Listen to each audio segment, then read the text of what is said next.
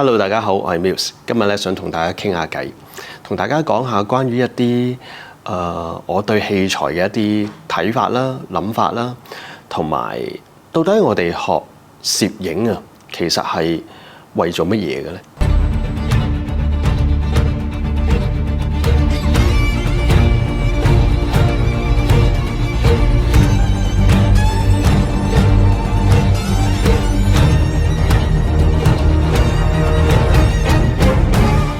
今日咧就同之前有啲唔同。今日唔係一啲技巧、技術或者理論嘅嘢同大家分享。嚟到呢個年代咧，科技真係日新月異，每一日都好似有新嘅嘢出。啲科技係越嚟越犀利嘅，對於我哋攝影嚟講，更加係越嚟越輕便啦。大家一直好似追求咗好多年嘅嘢咧，而家咩都俾晒你啦。好啦，當而家科技咩都俾晒你嘅時候，我哋又應該用一啲咩心態去面對呢一樣嘢呢？大家以前一直追求嘅一啲科技啊，又話想佢有乜乜物啊，想呢部機又有啲乜乜物啊咁樣。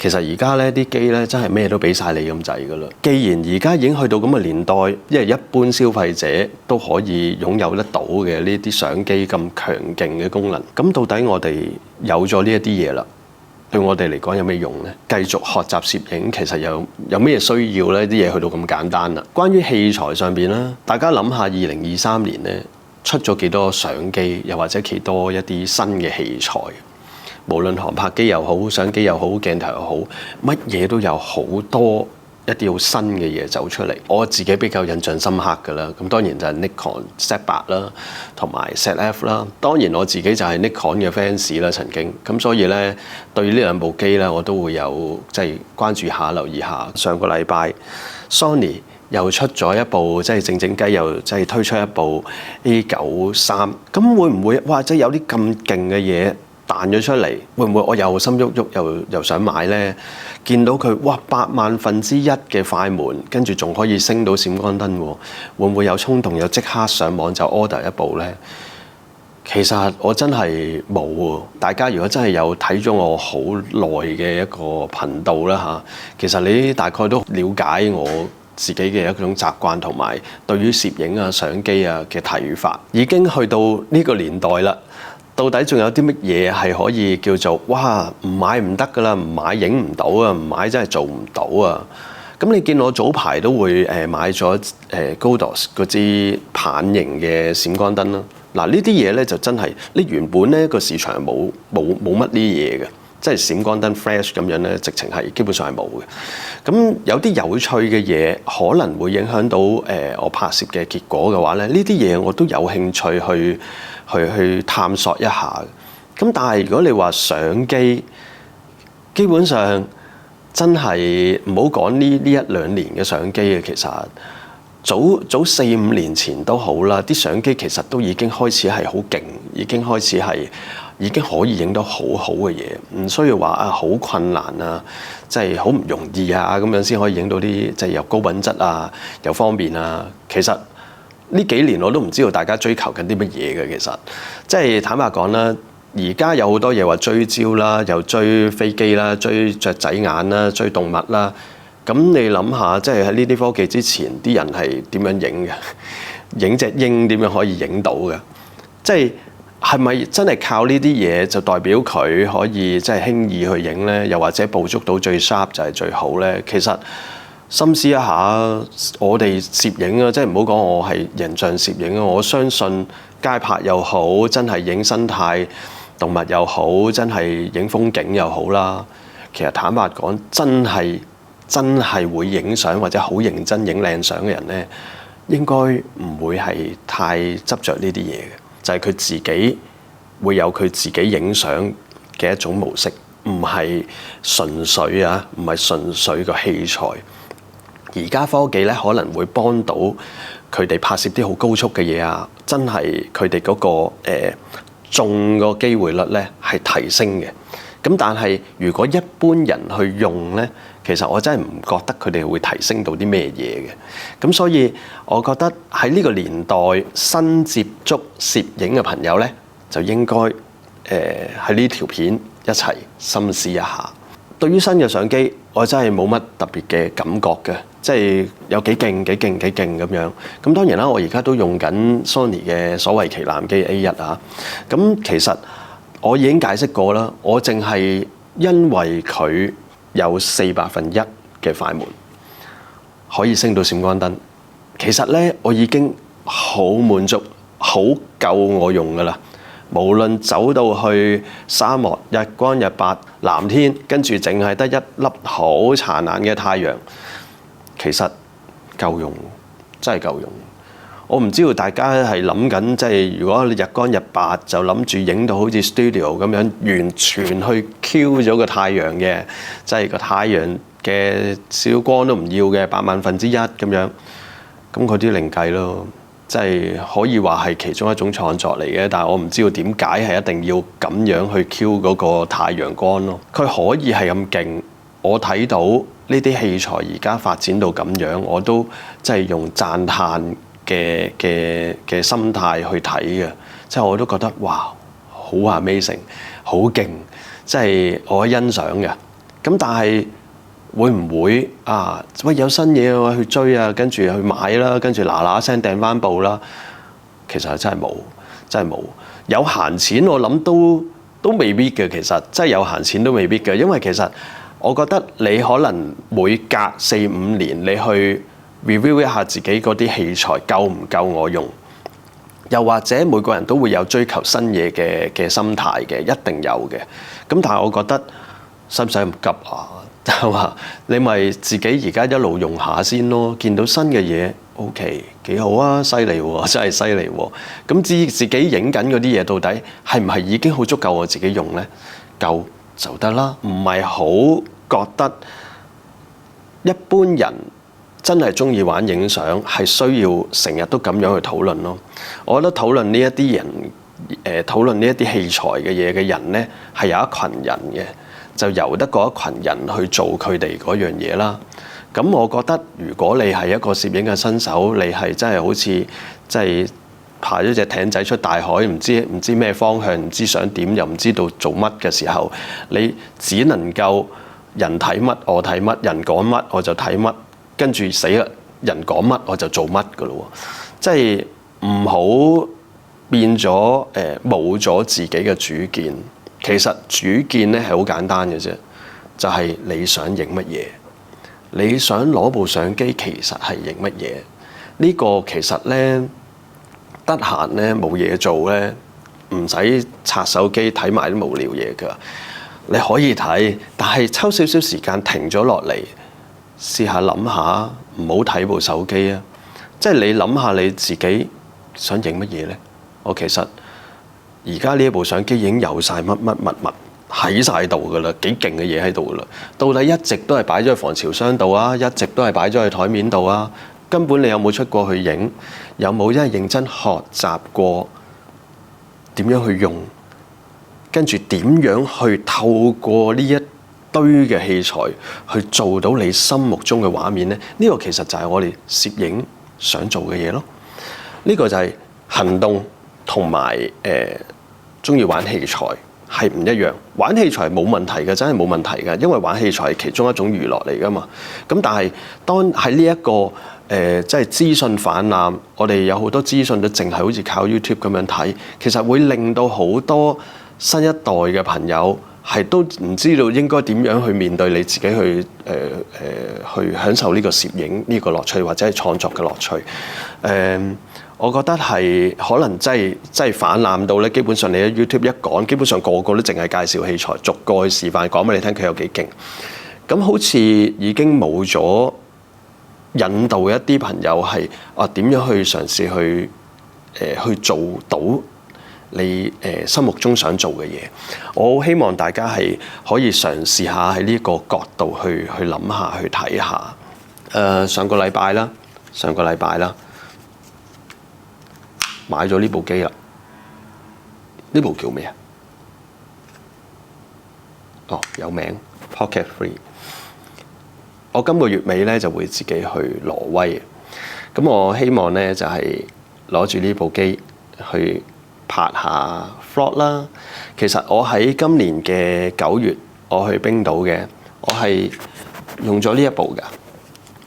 呢一部係 Action 4，其實我覺得佢已經好好噶啦。咁加上佢係即係運動相機啦，咁所以唔需要驚水啊，唔需要驚即係咯氣，因為水係最大鑊嘅嘢嚟嘅。咁呢一個有啲咩好咧？就係嗰個咪係唔需要再 external 插嗰個即係嗰嚿接收器喺呢一度嚇，因為嗰嚿嘢咁無端端又插咗喺度咧，又多咗一嚿嘢喺度。咁呢一個咧就係純粹夾支咪就可以搞掂啦。咁另外咧就係呢個 screen 係比較大嘅，如果自拍嘅話咧係睇得比較清楚嘅。咁另外咧就係個gimbal 嗰個 pan 嘅問題啦。如果我真係純粹用一部機係同時間做埋去 pan 啊，一啲可能會行嘅嘢啊，甚至係咯，即係有啲 pan 嘅動作啊嗰啲嘢咧，可以肯定呢一部唔係唔得嘅。但係咧，你要真係做到嗰種咁好似 gimbal 人手 gimbal 嗰個感覺咧，你唔好諗住呢啲機去做呢啲嘢咯。咁所以其實我覺得兩部係各自做唔同嘅嘢嘅。咁所以對我嚟講咧，就冇咩特別話咩重複嘅。咁另外加上一個重要嘅問題咧，就係聽講佢個低光係比較理想，所以咧我就買啦。相機咧已經去到唔關相機事㗎啦，即係我嘅意思係我影嘅作品咧唔係好關部相機事嘅，即係誇張啲咧，是但攞部唔差嘅相機咧都一定做到㗎啦。如果我身邊所認識嘅朋友仔係一啲玩器材嘅朋友仔咧，咁你就死啦！你好容易會受到周圍嘅人影響，就會你支鏡頭唔夠好啦，你部機唔夠快啦，像素唔夠高啦，跟住就一路落去咧，就好多嘢你會覺得哇，呢嘢唔得㗎喎，我點影啊？跟住你就會追求周圍去諗啊，應該買乜嘢買乜嘢買乜嘢，而唔係諗我影乜嘢影乜嘢影乜嘢，因為你一定要將自己變成一個行動型嘅人，先可以去有條件去再諗你往後你應該需要一個咩器材，先可以令到你嘅作品做得更好。因為如果你喺呢刻諗幾多都冇用，就算你好有budget，你好有錢，你買晒成堆嘢擺晒喺屋企，得閒咧返到屋企就攞嚟拆下啦、研究下啦、玩下啦。擺隻公仔喺度影下啦，影下隻貓仔，影下隻狗仔啦。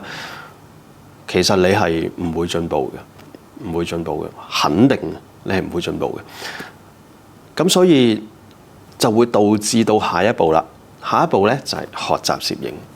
我哋學習攝影，又或者我去分享教攝影啦。而家咁其實個目標其實係做乜嘢咧？可能每一個人嗰個諗法會唔一樣嘅。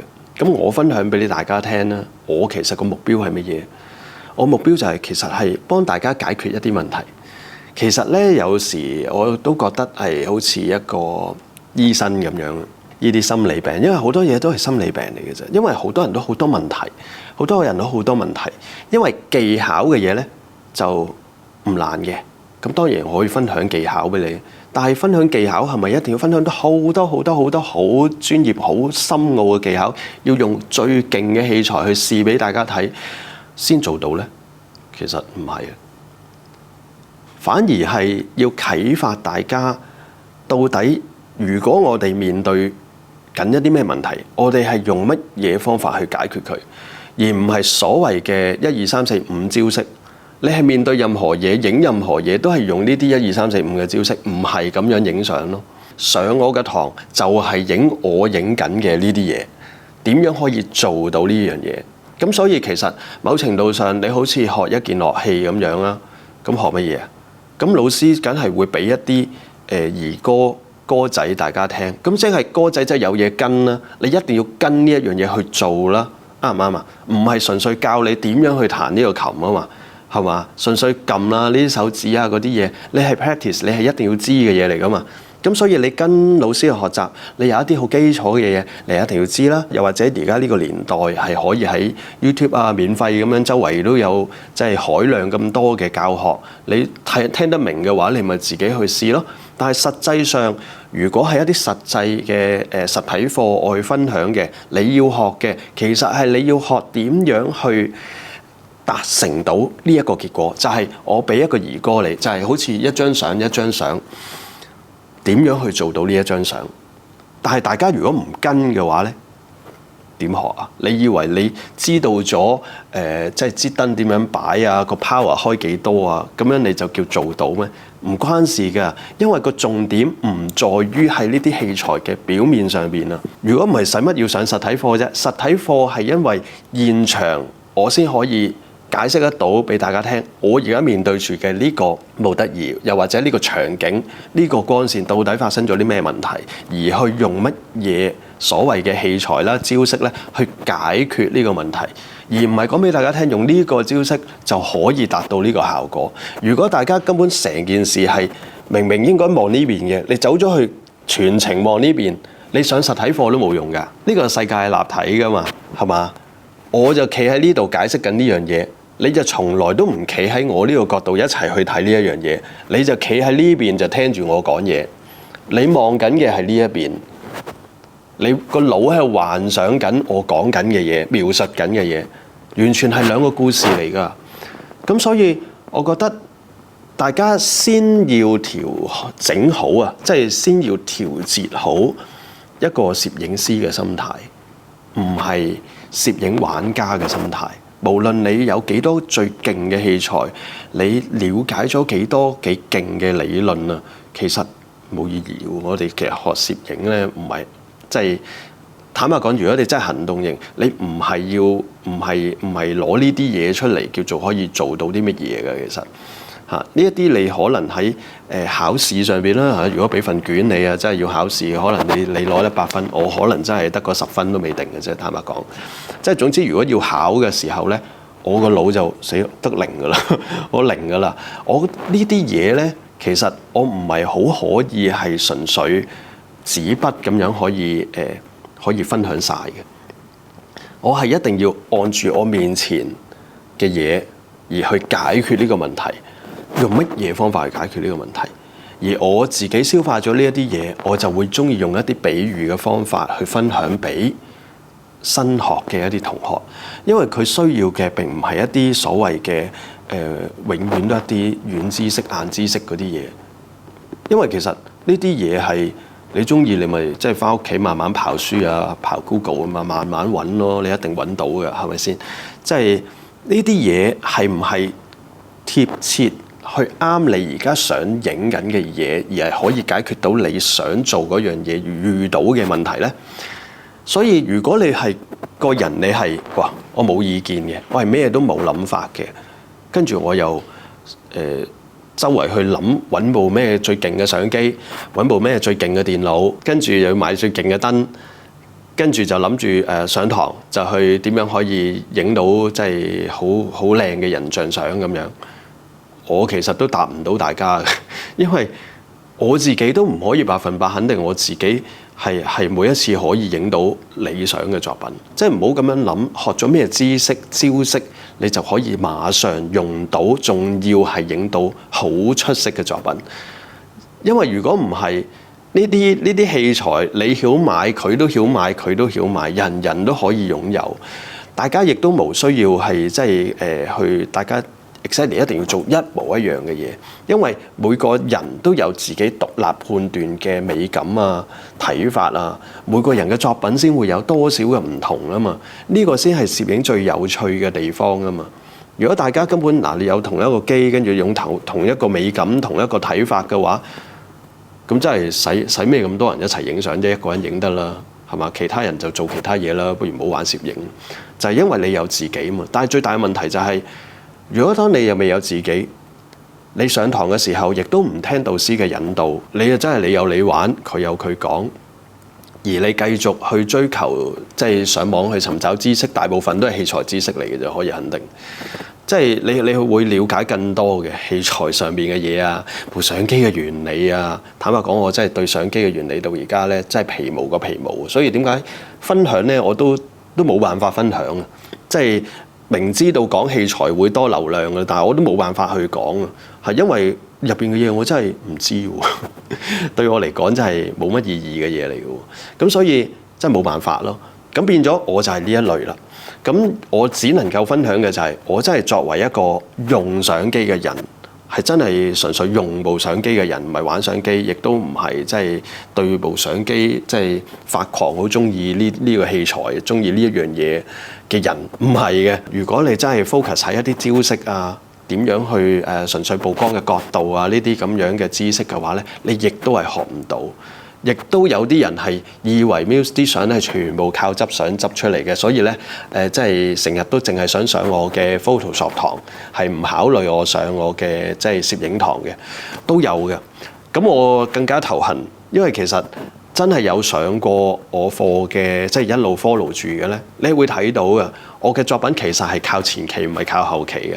後期可以好複雜，但係都要按住你前期嘅想法，同埋前期影嘅時候點樣去配合，點樣去做，先會達成到去後製嗰個方向噶嘛。人就係有好多主見啦。頭先我講最怕你冇主見，但係亦都有最怕嘅就係你係好想學習，但係你有過度嘅主見，即係太有你自己嘅諗法啦。咁你其實係已經叫做封咗條路啦，拒絕咗更多嘅一啲新嘅想法。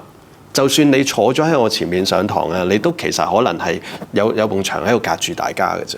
其實學習任何嘢咧，係應該要先放低自己，自己有幾高都好啦，無論你有幾叻都好啦，先將自己嘅位置放低，重新去吸收一啲新嘅想法。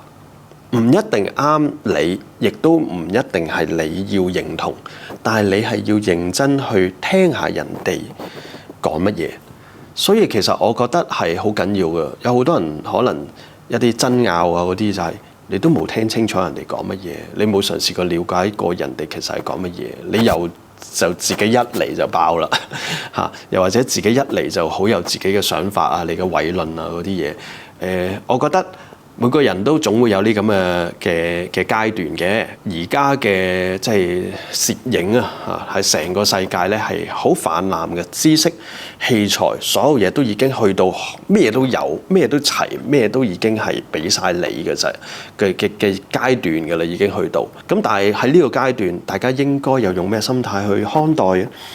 當你真係其實已經係有一啲嘢想影、想做、想學。例如，當呢個世界好多人都話：喂，而家冇人用閃光燈嘅咯喎，咁你可以應該虛心去諗下，係唔係呢？同埋，到底用閃光燈嘅人其實係因為乜嘢而用閃光燈呢？有冇了解過呢？又或者用自然光嘅朋友，點解佢哋中意用自然光呢？咁我哋中意用閃光燈嘅人都一定要了解嘅。當我了解咗之後，冇錯，咁嘅情況之下應該用自然光，點解唔用啫？係咪？咁所以其實係應該要了解更多。當你了解更多，其實係你一定要知道自己係要去影一啲乜嘢。簡單講咧，即係你一定要先慢慢諗下你想影乜嘢，建立咗更多嘅呢一方面嘅主見，即係我係中意啲乜嘢嘅。跟住慢慢要知道呢啲嘢係點樣達成出嚟嘅，我就要去學習，而唔係即時去諗器材上面嘅嘢。至於之前咧都有啲朋友會問我啊，到底我平時點樣去訓練自己嘅美感啦，又或者美學啦，又或者你平時會唔會睇 reference 㗎？你喺邊度睇㗎？總之我平時會做啲乜嘢咯，咁我順便就同大家分享埋啦。坦白講咧，美感就好似我頭先講啦，每一個攝影師都有佢自己嘅獨立嘅主見想法嘅，即係當你已經好清楚你覺得乜嘢係靚，如果你真係冇呢一樣嘢嘅時候，你可以通過學習，通過更多唔同嘅渠道去啟發你。但係如果當你係已經有嘅時候，其實我覺得冇所謂喎，你唔需要跟我嚇。但係我可以分享我嘅想法俾你，就係你要先將你自己原有嘅美感嘅觀念咧，可以擺低，跟住你可以聽下其他人，原來你覺得咁樣係好睇，跟住你可以諗下，咁樣係咪真係好睇咧？呢個都緊要嘅。等於我喺早唔知一兩條片就分享過，我係唔會選擇用 APS-C 嘅相機，但係竟然係有啲朋友仔咧係會好大反應㗎，即係我得罪晒佢哋咁樣。其實我覺得呢一個咪就係個美感咯。其實美感啊，唔係講緊部機靚唔靚啊。我一路強調 APS-C 嘅相機喺個透視上邊影人像係有問題，亦都對我嚟講係大問題嚟嘅。咁呢個係美感，因為我睇到我用 APS-C 相機，如果我想影出 full frame 50mm 嘅範圍啊闊度嘅話咧，可能啊你係需要喺 APS-C 相機用一個更廣啊，即係比50以下先可以攞到嘅。咁係咪個透視已經唔係50mm 嘅透視啊？唔知道大家明唔明我意思？但係我嘅角度就係 APS-C 唔係佢嘅 noise 係咪一定最大嘅問題？當然佢一定係有呢個問題啦嚇。咁但係唔係淨係呢方面嘅問題咯。咁所以呢一啲嘢其實並不能夠係純粹用把口嚟講嘅。我影咗好多年 APS-C 㗎啦，其實即係你 full frame 出咗幾多年啦？其實即係 full frame 仲要咁普及，其實係有幾多年啦？咁之前啲人影咩？即係點樣影相㗎？即係由數碼年代啱啱開始都好啦。所以其實我都影咗好多年嘅 APS-C 相機，我先會體驗過呢一樣嘢，更加知道而家嗰啲細相機嗰個質素，我咪選擇我自己嘅選擇咯。最基本揀翻一部 full frame 嘅相機，或者你可以揀一啲舊嘅款式，冇所謂嘅舊嘅 model。冇所謂，唔係平貴問題啦，冇歧視㗎。其實，如果你係從來唔中意影歪鏡人像嘅話，又冇問題嘅喎，因為你永遠影 Tele，你點會有幾多嘅變形啫？係咪先？咁所以我覺得虛心去吸納一啲唔同人講嘅嘢，呢個係好緊要嘅。講翻我自己平時會睇啲乜嘢啊？我其實咧好多人都會睇 YouTube， 我都睇 YouTube， 但係我睇 YouTube 咧係唔睇關於攝影嘅嘢嘅，極少咯，唔係完全唔睇嘅。如果你100% 嚟計嘅話咧，我諗係10% 最多最多。我平時係睇一啲人玩樂器，我中意可能睇人哋拉小提琴啦，聽人哋彈琴啊，睇一啲其他知識嘅嘢咯。我會中意聽一啲音樂啦。我自己而家自己學小提琴啦，我聽好多小提琴嘅音樂啦。當然啦，我彈又唔係彈琴咧，但係我又中意睇人哋彈琴啦，又會學啦。我中意睇呢啲嘢咯，又或者關於小提琴上邊嘅一啲知識上邊嘅嘢啦，等於大家學相機嘅啫。其實大家學相機已經知道嗰啲光圈快門啊，基本嘅嘢了解咗啦。咁但係如果我學一件新嘅樂器咧，某程度上有時都要了解下嘅。例如拉小提琴嗰支弓啊，嚇煲啊，即係你開頭唔認識嘅時候，你係唔知道原來呢支弓係咁緊要嘅。一路就係覺得話左手好緊要啦，跟住慢慢了解得更多嘅時候，你發覺咦啲趣味就唔喺嗰度咯喎，就變咗我其實而家咧冇睇攝影嘅原因係，如果你而家係一個啱啱學習攝影嘅階段，你應該要了解嘅，你睇多啲一啲關於攝影嘅基礎，例如光圈係咩嚟㗎，快門係咩嚟㗎，ISO 到底影響啲乜嘢啊？呢啲你應該要睇嘅，你應該要知嘅，就算係。女仔學攝影都好啦，話純粹靠感覺淨係自動用 P-mode 就算㗎啦。都唔係嘅，我覺得係一定要知嘅呢啲咁基本嘅嘢，你真係一定要知嘅，白平衡啊呢啲嘢一定要知嘅。純粹知唔夠添嘅，你一定要練習多啲去自己做多啲嘅測試實戰啊，簡單講。OK， 咁所以呢啲嘢其實我已經無需要睇嘅，即係唔需要得閒又攞嚟睇，得閒攞嚟睇啊！即係好間唔中見到有趣嘅，咪又睇下咁樣咯。咁變咗喺我自己而家呢個階段咧，我去睇攝影嘅嘢咧係好少好少。咁我自己平時關於攝影啊，或者係一啲創作上邊嘅嘢，咁嗰啲係邊度嚟嘅咧？其實一定係喺生活上邊度走出嚟㗎。我自己咧就唔係咁中意聚會啦，即係我冇乜社交嘅，我自閉咁樣嘅嚇。我唔係好中意約人去邊啊，又係一齊去邊度玩啊嗰啲，從來唔會見到我嘅呢啲。咁我自己又係唔係一個完全同外界即係斷絕嘅咧？其實唔係嘅，有時大家咧，你會喺旺角見到我，即係間唔中都會行下去星際咁樣。其實咧，我係對器材冇興趣，亦都對攝影不斷嘅嘢咧係興趣不大嘅。但係咧，我係唔會同呢個社會即係呢個脫節嘅。我平時唔睇啦 ，YouTube 又唔睇啦，但係我會行，我會周圍兜下。我係中意耳仔啦、鼻啦、皮膚啦、感受啦，任何嘢去感受呢個環境，包括可能你行一行星際，你會見到唔同類型嘅人。我會觀察人，未必係純粹睇器材，我會觀察啲人。喺入邊嗰個即係個員工喺度偷緊懶喎。跟住其中有一啲鋪頭嘅夥計，每一次佢都好禮貌咁叫我隨便睇，擺到明佢認得我，擺到明佢都知我唔會買嘢。咁但係每一次都好禮貌。我其實呢，我有留意呢啲嘢嘅。雖然我就即係唔會周圍同人哋好似好熟啊咁樣，其實我係觀察好多嘢。簡單講，我會觀察，我亦都會當然觀察到底而家有啲咩新嘢出咗啦。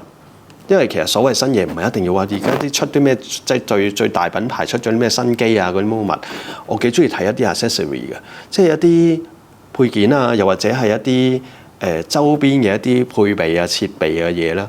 我覺得呢一啲更加有趣嘅。突然間可能出咗一啲產品係你咁都得嘅咩？原來有啲咁嘅嘢嘅喎。我係比較中意睇呢啲嘢嘅。係咯，所以我周圍行唔一定我會揾嘢買，但係我一定要知個世界而家發生緊啲咩事，啲人嘅性格，啲人其實係而家啲人都幾中意攝影喎，即係好有趣喎。或者當我有一段時間行嘅時候，見到好多女仔去睇相機喎，睇鏡頭喎，行業個氣氛幾好喎，又或者叫做呢個攝影圈個氣氛幾好喎，幾感受呢啲嘢咯。咁啊，當然啦，除咗睇呢啲相機器材，即係掂行掂過嘅啫，基本上我都好難會話停喺度慢慢摸啊嗰啲，我又冇咩興趣。睇衫褲鞋襪又好，睇女裝都好啦，睇化妝品店都好啦。其實有好多嘢睇嘅，睇佢啲廣告啊，睇佢入邊啲職員啊，有啲咩好睇咧？睇下啲職員到底佢哋自己會唔會化妝，睇下佢哋自己工作嘅模式態度。其實我立下即係唔會企喺度咁樣睇啦嚇。我會觀察好多嘢。呢啲嘢亦都係會影響到我嘅思維嘅。到底我點樣去睇呢個世界咧？而家個啲人係點樣嘅咧？到底我覺得乜嘢係靚咧？又或者可能就係經過個鋪頭，我突然間見到一個可能售貨員又好，見到個客人又好咁樣經過，我見到佢裝扮或者係覺得佢點樣係好睇喎，或者我純粹見到佢背面或者側面嘅啫，我覺得咁樣好睇喎，入咗我腦度㗎啦。無論搭車又好咩都好啦，總之行出街我就會觀察呢啲嘢，感受呢啲嘢，甚至係用一個味道去感受任何嘢啦。所以我係一個好中意感覺嘅人。我係好需要感覺嘅一個人，咁所以如果你唔係嘅，你所有嘢都係數據、邏輯、理論就 support 得到我去做呢一樣嘢㗎啦。咁唔緊要嘅，只不過大家 channel 唔一樣啫。咁所以如果真係想學習，又或者去做呢一樣嘢，我建議大家去培養多啲。如果唔係咧，你唔需要問，你唔需要再問到底呢個攝影師你啲靈感喺邊度嚟㗎？到底咩喺邊度嚟啊？因為佢講乜你都唔會跟，你都唔會做，你唔會參考，因為呢一樣嘢係你拒絕咗啦。因為你覺得有啲咩招式啊，等於你唔知偷到本咩秘笈咁樣，就諗住揭，跟住自己咧即係秘密練功，練完之後就行出嚟就真係掂晒咁，唔係咁樣咯，真係唔係咁樣。咁另外就係無論你係中意畫畫又好，唔中意畫畫又好，其實我覺得唔一定淨係睇相嘅。睇畫係更加天馬行空，更加多可能性。雖然其實我嘅作品都唔係好天馬行空嘅咋，咁但係起碼你會多咗一啲可能性俾你自己。如果呢啲嘢我喺真實嘅世界產生唔到出嚟喎，喺邊度整條美人魚啊？唔通真係好似嗰啲玩落水嗰啲咩眉嗰啲即係笠條魚尾，跟住喺個水度擺下咁樣影相咩？即係喺攝影師角度咧，坦白講唔會咁影。我亦都唔會選擇咁樣影。呢個就算唔係影唔影到問題，或者技唔技巧問題，打唔打燈問題，係我覺得咁樣係唔靚咯，我覺得咁樣係唔好睇咯。即係呢個係我自己睇法啫，因為我心目中嘅畫面就係呢一種，而佢哋做緊嘅係呢一種。我唔會話佢呢一種係唔得唔好，我呢一種先叫好。又或者佢哋係調轉，佢話邊度做假嘢㗎？我哋啲堅嘢嚟嘅，唔會咁樣諗嘅。其實，因為其實係大家都有大家嗰個存在價值，大家做嘅嘢係唔一樣，所以係需要建立大家自己對自己做緊嗰樣嘢嘅睇法，跟住我哋學習點樣打燈啊，用啲咩方法啊，柔光啊、眼光啊，到底乜嘢？其實全部都係解決緊我啲問題，因為呢啲方法就係解決緊。可能我今日見到呢個模特兒，佢著呢件衫唔好睇，又或者佢皮膚啊，或者佢身形啊，所有嘢會我咁樣打燈令到佢唔好睇，跟住我就要解決㗎咯喎。我咪憑我曾經學過嘅呢啲對光線嘅知識啊、打燈嘅 concept 理論啊，呢啲嘢咪可以解決我嘅問題咯。其實我自己都係用緊呢啲嘢解決緊我每一次影相遇到嘅問題，而唔係調轉個咩人企喺度，我有晒呢啲招式我就即刻搞掂，唔係招式嚟嘅呢啲，係我每一次都要試嘅。每一次我真係唔係話任何人企埋嚟一嘢就搞掂嘅，其實真係唔係嘅。咁所以大家一定要搞清楚呢一樣嘢，就係建立你自己所謂嘅美感呢，就係你自己係睇開咩㗎？例如你係一日到黑你都睇漫畫嘅嗰啲叫咩動漫嘅，係因為我唔睇嘅，我腦冇嗰啲嘢喺度嘅嚇。咁但係如果你睇開嘅，可能你嘅作品會成日有嗰啲嘢喺度咯，係好事嚟㗎。你嗰啲嘢我肯定冇嘅，係咪先？咁所以每個人都應該要 keep 住去揾你中意嘅嘢，亦都要認真去揾。即係例如我中意某一樣嘢，我就去認真。例如我呢期啊，好中意小提琴，我都好認真啊，甚至睇埋個小提琴點樣做出嚟啊嚇，因為我了解到嗰個過程，了解到每一 part 影響到嗰個發聲嘅重要性，可能幾十萬、幾百萬、過千萬一支小提琴，可能係唔知乜嘢，即係出自乜嘢大師嘅手去做出嚟嘅。其實啊，喺我呢咁嘅階段去諗咧，真係知下咪算咯。如果我真係彈得唔好嘅，你俾支幾勁嘅嘢我都係冇用嘅。相反，我有跟過個老師上過幾堂嘅，其實基本上我俾一支最渣嘅嘢佢攞到上手，係真係麻麻地，但係都拉得好好聽咯。嗱，呢一個就係我啟發咗好多年㗎啦。我彈吉他已經知道呢一個嘅道理㗎啦。咁所以我自己係好知道我自己應該要揾啲乜嘢。去學啲乜嘢，去揾啲乜嘢可以令到我更加有效去學習，呢個係好緊要嘅。如果大家真係有興趣去想了解關於學習上面嘅嘢呢，我以前有2段影片，好似唔止2段嘅，係關於刻意練習嘅，大家係可以睇翻我以前嘅影片。其實充實自己嘅美感呢，頭先講嘅嘢全部有效嘅，包括可能你食飯嘅時候去嗰間茶餐廳，你見到嗰間鋪頭嘅門口啊、門面啊。你見到任何嘢，你都可以睇，你都可以欣賞嘅。點解你會個 logo 係用呢個色搭呢個色嘅？點解你會咁樣嘅？但係點解咁樣嘅設計都咁多人幫襯嘅？嗱，我好中意去諗呢啲嘢。唔係諗點樣做生意喎，我唔識㗎喎做生意。但係我會去中意睇人哋啲廣告啊。係經過嘅一啲廣告又好，乜嘢都好啦。其實而家因為係一啲視覺衝擊嘅年代啊。即係你行到邊啲嘢都係喐嚟喐去嘅 video 啊，係啦，好多呢啲嘢。咁另外一樣嘢，我覺得好影響得到我嘅作品嘅咧，就係音樂啦。音樂咧絕對係有畫面嘅，我聽任何音樂都有畫面嘅。我相信每個人都可以嘗試嘅，因為如果我聽舊歌就係一啲回憶嘅畫面啦。咁但係咧，除咗回憶嘅畫面之外咧，就係一定有個意境喺裏邊。如果你喺個音樂入邊揾唔到意境呢，我諗你嘗試下聽其他音樂咯。係啊，因為有啲音樂可能真係冇意境，我唔知啦嚇。即係可能你聽啲跳舞音樂，可能冇乜意境嘅，一合埋眼就係 disco 啦，或者見到嗰個歌星啊、歌手啦喺度跳舞啦，唔係嗰啲啊，唔係嗰啲畫面啊。我意境係唔關呢啲嘢事嘅，係純粹呢個音樂旋律樂器帶俾你去到邊度。話知嗰隻歌嘅歌詞唔係講緊嗰樣嘢，話知嗰隻歌嘅歌名唔係講緊嗰樣嘢，你都可以帶到去另一個意境嘅想法。你可以去到個意境諗下，喺嗰個意境入邊，你會遇到嗰個係咩人？嗰個情景係點嘅呢？到底嗰陣風吹落嚟，到底係凍唔凍嘅呢？涼唔涼嘅呢？吹咗落嚟之後冇毛管動嘅感覺嘅呢？跟住我會聞到一啲乜嘢嘅味道呢？其實呢啲嘢係全部喺晒裏邊嘅。咁當你嘗試咁樣做嘅時候呢，其實你個人係會更加容易產生畫面。畫面唔係作故事，唔係叫你編劇喎，即係唔係叫你諗埋個故事啊，個會出現咗個咩人？呢個人係點嘅？個性格係點嘅？唔係要嗰啲，唔係要嗰啲。一個意境好難解釋俾大家聽。